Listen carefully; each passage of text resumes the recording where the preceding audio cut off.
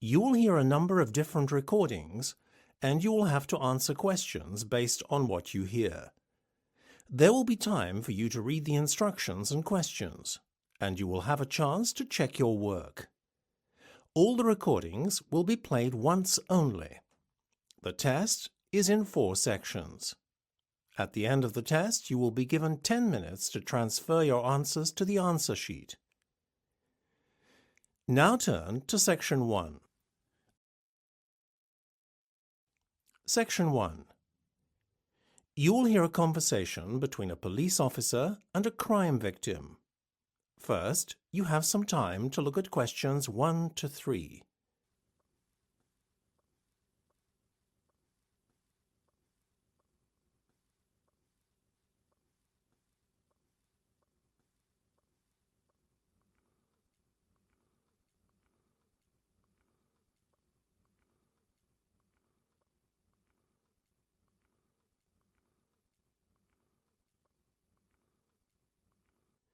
You will see that there is an example that has been done for you.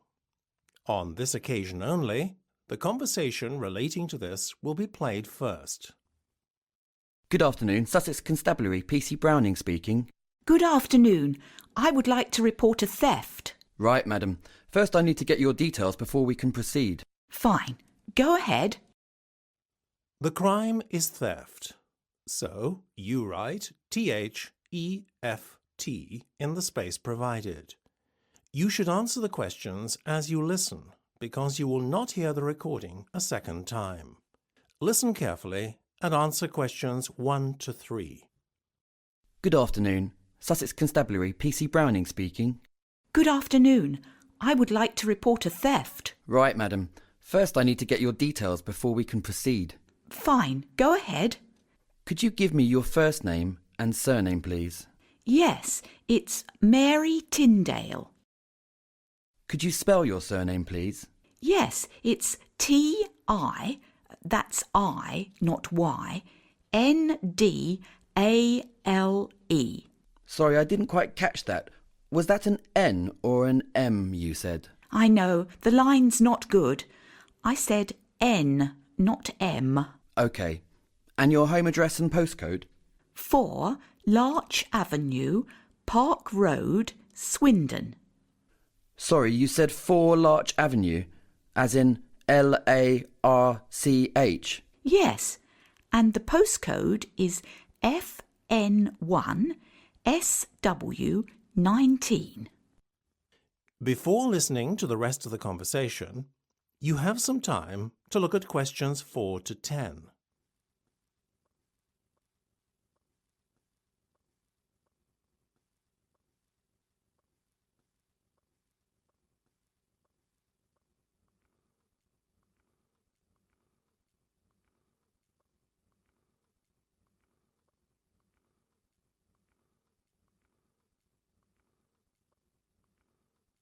Now listen and answer questions 4 to 10.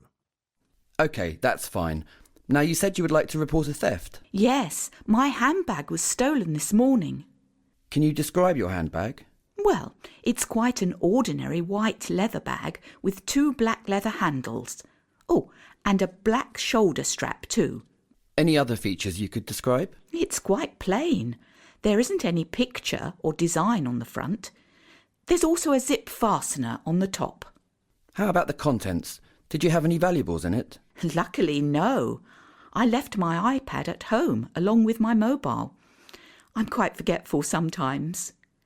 I had a purse in it, though, with a small amount of money, as well as my driving licence. My keys and personal items and so on, I always keep about me in my coat pocket. OK, that's fine. All I need to have is your phone number or other contact number.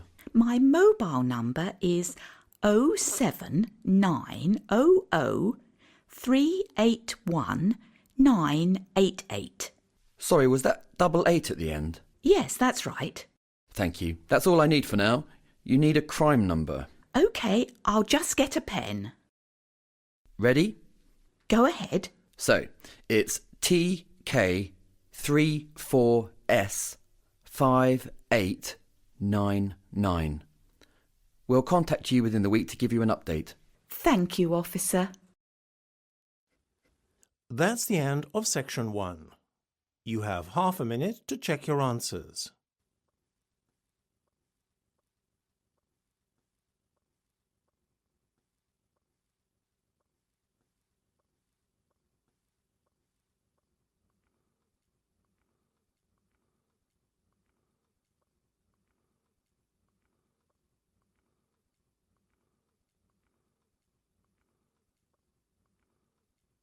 Now turn to section 2.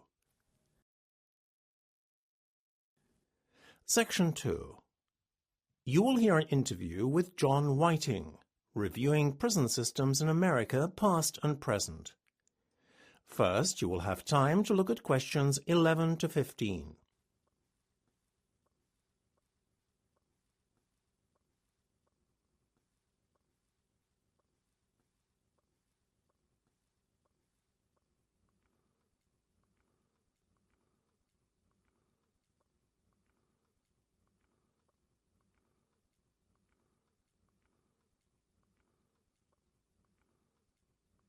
Now listen carefully and answer questions 11 to 15.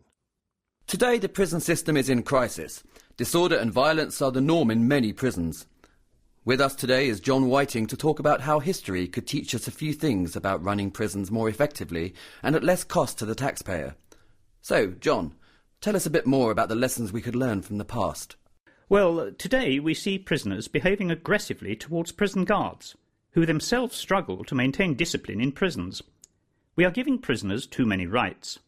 Maybe we need to adopt the prison systems used in past times to maintain better control in prisons. For one thing, prison systems in the past could definitely teach us about how to better control prisoners with fewer guards. I know it sounds too good to be true and a bit of a contradiction in terms, but certain prison designs from the past have done exactly this. In fact, it was in the 18th century that the design for the first really effective prison was thought of. Even today, the design is far superior to any modern prison building. The design was the idea of philosopher and social realist Jeremy Bentham. Named the Panopticon, after the Greek pan, meaning all, and opticon, seeing, the design allowed a single guard to watch many prisoners at the same time. It was an amazingly clever invention. Bentham's design had the form of a central guard tower around which the prison cells were grouped in a circular fashion, facing inwards towards the tower. Seen from a bird's-eye view, the design resembled a giant pie cut into segments, each triangular segment being an individual prison cell, with the watchtower at the centre. What made this design so clever was the fact that only one guard was needed to watch all the prisoners. As a result, fewer guards were needed, reducing cost and manpower. It also had the effect of making prisoners behave better. This was because, whilst the guard could in theory see all the prisoners at any one time, they could not see him, due to the way the prison was designed. So, manpower could be reduced to almost zero at times, if the guard wanted to take a break, as his prisoners would never realise they weren't being watched. Before you hear the rest of the discussion, you have some time to look at questions 16 to 20.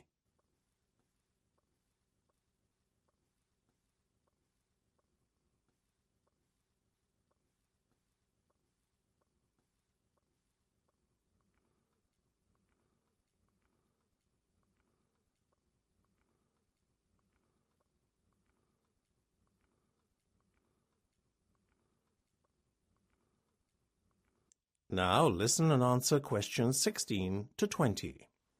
Although Bentham's idea was never put into practice in his lifetime, in later years a very similar design was patented by William H. Brown and Benjamin Hall in 1881. One of these, the Squirrel Cage, in Pottawatomie County, only closed in 1969. It was one of 3 prisons designed by Brown and Hall. Each had the unusual feature of revolving prison cells that moved around a central tower, like a wheel revolving on its axis. Bearing an obvious similarity to Bentham's Panopticon, the cells within the wheel-like structure were all also triangular in shape. Brown and Hall's designs ensured that no personal contact between prisoner and jailers was necessary. However, they also allowed maximum security with minimum jailer attention, just like Bentham's original panopticon design, in fact. The main difference between the three prison designs was in their size. The Pottawatomie County Jail was constructed on 3 floors, whilst the Crawfordsville Jail in Indiana was a 2-story prison, and the Gallatin, Missouri Jail only a 1-story prison. The Pottawatomie County Jail also had some extra buildings outside the perimeter of the prison cells. These buildings included the kitchen, jailers' accommodation, as well as cells for female prisoners and more trusted inmates. All buildings now are disused as jails, and they function as museums to those interested in history and the purely curious. Any modern-day visitor can now see firsthand the signatures and dates of many of the prison's infamous prisoners, which are carved into the prison walls. They can also marvel at the ingenuity of prison buildings that have never been equalled in practicality and design since they were first constructed over 100 years ago. In complete contrast to the preceding prison designs is the contemporary architecture of Norway's Halden prison. This, for me, exemplifies what is wrong with prisons today. More reminiscent of a holiday camp than a place of incarceration, Halden's prison buildings are surrounded by attractively landscaped areas. The idea is to provide a relaxing environment, but it seems that the architects forgot that prison is meant to punish prisoners, not provide them with recreational facilities. I believe that the lenience exhibited towards prisoners today and the privileges that they enjoy are contributing to the disorder that we now see in prisons. Architects need to look to past prison designs for inspiration, not holiday brochures for luxury hotels. That's the end of section 2. You have half a minute to check your answers.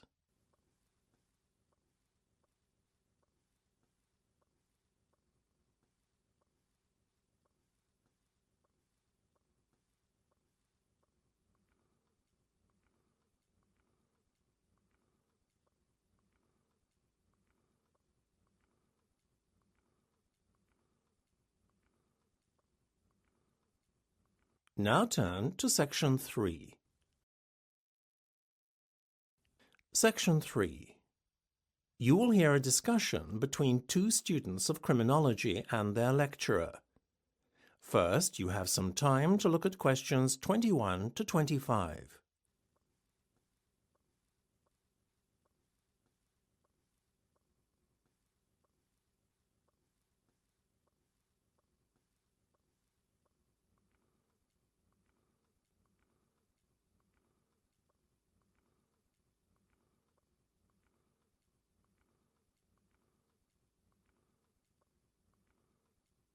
Now listen carefully and answer questions 21 to 25. That was a really fascinating lecture. If a bit gruesome. Well, the Ratcliffe murders of 1811 certainly had a significant impact on English society at the time. It wasn't just the fact that innocent parties were involved, or that 2 households were brutally murdered that provoked public outrage and hysteria. The murderer, or murderers, since there may, as you know, have been an accomplice, invaded the sanctity of their victims' homes to commit truly horrendous crimes. An Englishman's home is his castle, right? So I guess no one felt truly safe in the comfort of their own home after that. Exactly. That's also why burglaries, too, have such a profound effect on their victims. It's often not the loss of valuables or possessions, or even the inconvenience that upsets a victim most, but the fact that their conviction of being safe in their own home has been severely compromised. But public hysteria broke out too, didn't it? Because there was a feeling that public safety was under threat. It was felt that the localised police forces at the time were inadequate. Very true. The police force at the time had limited power. They could enforce the rulings of a local magistrate for the county, but they had one huge disadvantage. There was no communication between county police forces, was there? Yes. Details of crimes committed within a county were not shared. Obviously, when a criminal crossed county borders, they could often successfully evade capture. Today, that seems so absurd. Nowadays, with information instantly accessible to all police forces nationally and worldwide on police computer systems, yes, it does. But don't forget that it was only with the formation of London's Metropolitan Police Force in 1829 by Sir Robert Peel that criminal records could begin to be consolidated on a national basis. Even then, some areas outside and even within the Metropolitan Police District remained beyond the jurisdiction of the Metropolitan Police Force. Were the Ratcliffe murders a bit of a wake-up call then to the crime-fighting forces of the time? More than that, they acted as a catalyst in the formation of the Metropolitan Police. The public too played no small part in bringing about the much-needed shake-up in the policing systems of the era. So the Metropolitan Force was founded over half a century before the infamous Jack the Ripper murders. Yes, however, in spite of the force's best efforts, the Ripper remained at large. Many suspects were put forward, though, ranging from children's author Lewis Carroll through to artist Walter Sickert. Despite the notable failure to deliver justice on this occasion, the Metropolitan Police Force could not be blamed for any inadequacies in police procedure. In fact, the creation of the Metropolitan Police Force was a turning point in English law-keeping. Before you hear the rest of the discussion, you have some time to look at questions 26 to 30.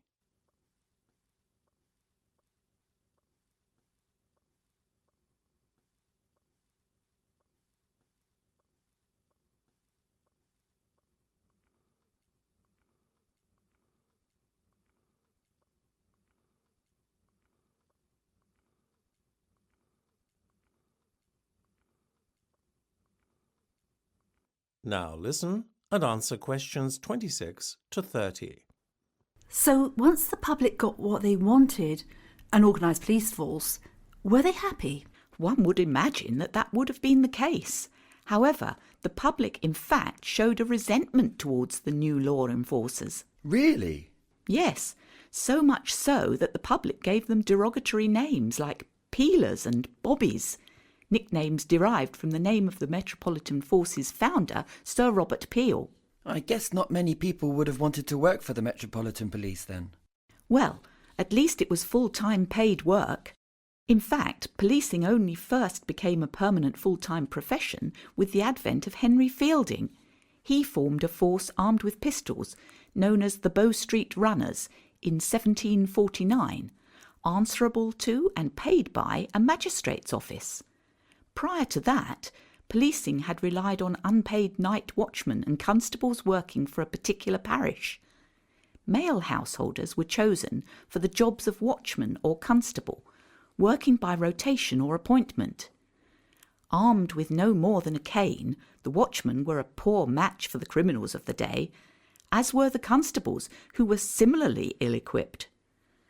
Those appointed as watchmen or constables, not surprisingly, lacked enthusiasm for their task, which had to be combined with their normal daytime employment. So did the Metropolitan Police Force operate a tough selection process for employing officers? There were the same conditions for a certain height and fitness level as in contemporary police forces, but when new recruits entered the force, they had to work their way up from the bottom. No concessions were made for class or background. This still holds true today. That's the end of section 3. You have half a minute to check your answers.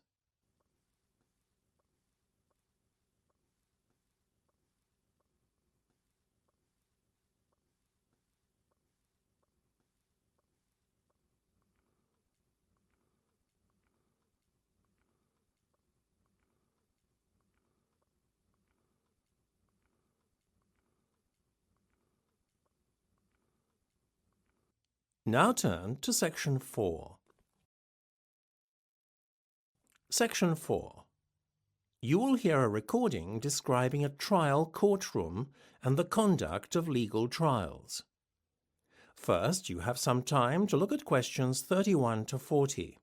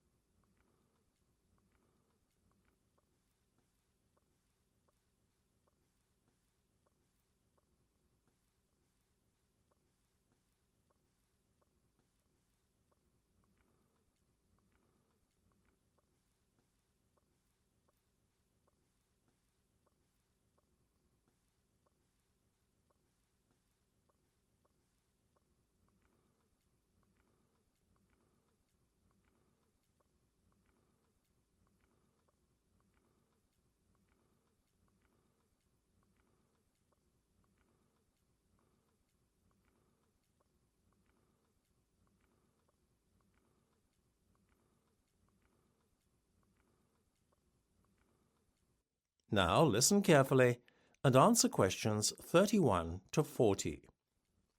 Although variations occur in courtroom layouts, this is a description of a standard UK trial courtroom.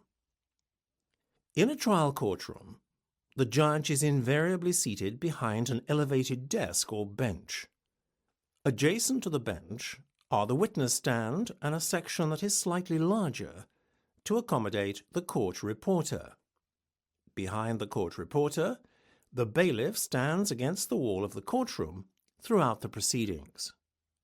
His job is to ensure the court procedure is observed and order is maintained. Directly in front of the judge's bench, located in the central courtroom area known as the well, is a table where the court clerk sits and records court proceedings. Only the bailiff is authorized to cross the well during a court session to transfer documents between the lawyers and the judge. Any unauthorized crossing of the well is regarded as being extremely disrespectful to the court and is usually expressly forbidden.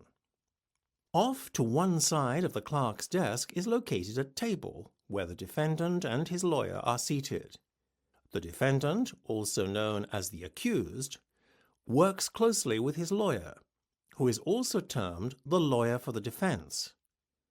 Across the other side of the courtroom, the lawyer for the prosecution sits with the plaintiff, who is bringing the case against the defendant to court. Close by is the jury box that covers the largest area in the courtroom.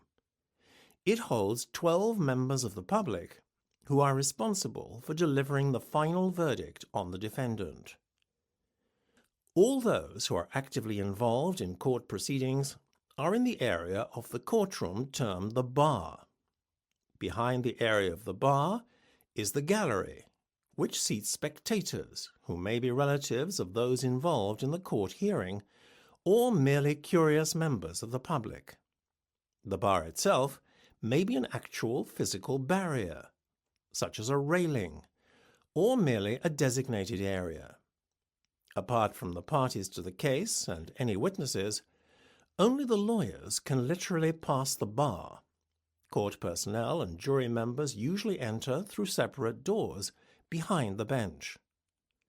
And this is why the term the bar has come to refer to the legal profession as a whole. So that is the court setup. Now on to how the verdict is arrived at and sentence proclaimed by the judge. When all evidence has been given and challenged by both the lawyer for the prosecution and the lawyer for the defense, then the process of reaching a verdict can begin. Prior to the judge's summing up the case, it is normal court procedure for the judge to meet with both lawyers first. In the meeting, what the judge will say is determined by mutual consent between the lawyers and the judge. It is then up to the judge to decide if the summing up will be split into two parts. If this course of action is taken, the summing up will be divided into a legal part and a summary of the facts of the case. The legal part is basically a clarification of what the charge is and what has to be proven, in addition to any special directives for the case, such as the need to respect confidentiality. The summary is given to ensure that all members of the jury are reminded of the essential facts of the case. It is an impartial summary of all the evidence heard during the trial by the jury. After the summing up, the judge will stress the importance of reaching a unanimous verdict. The jury will then retire to consider their decision. If the case is particularly complex, the judge will first issue the jury with a written document entitled A Route to Verdict. This is essentially a series of questions the jury should pose themselves whilst considering the verdict. The time taken for a jury to reach a verdict can vary from a few hours to several days. If there is a chance that the verdict will not be reached before the end of the court day, then members of the jury are free to go home, on the proviso that they will not discuss details of the case with anyone outside the courtroom. The more serious the case, the longer a jury may take to reach a decision. If the jury continues to struggle to reach a verdict, the judge will deliver a Watson direction, which is also known as a give and take direction. Essentially, this is a directive reminding the jury of their oath and to maintain unbiased views whilst discussing the verdict. Should the jury not be unanimous in their decision, then a majority verdict is permitted. Once the verdict has been delivered, the sentencing of the accused is left entirely to the judge. The jury is, however, permitted beforehand to influence the judge's sentencing in order to make it more lenient. Accordingly, a recommendation of mercy is added to the jury verdict. Whether the judge takes this into account is entirely up to them. That is the end of section 4. You now have half a minute to check your answers.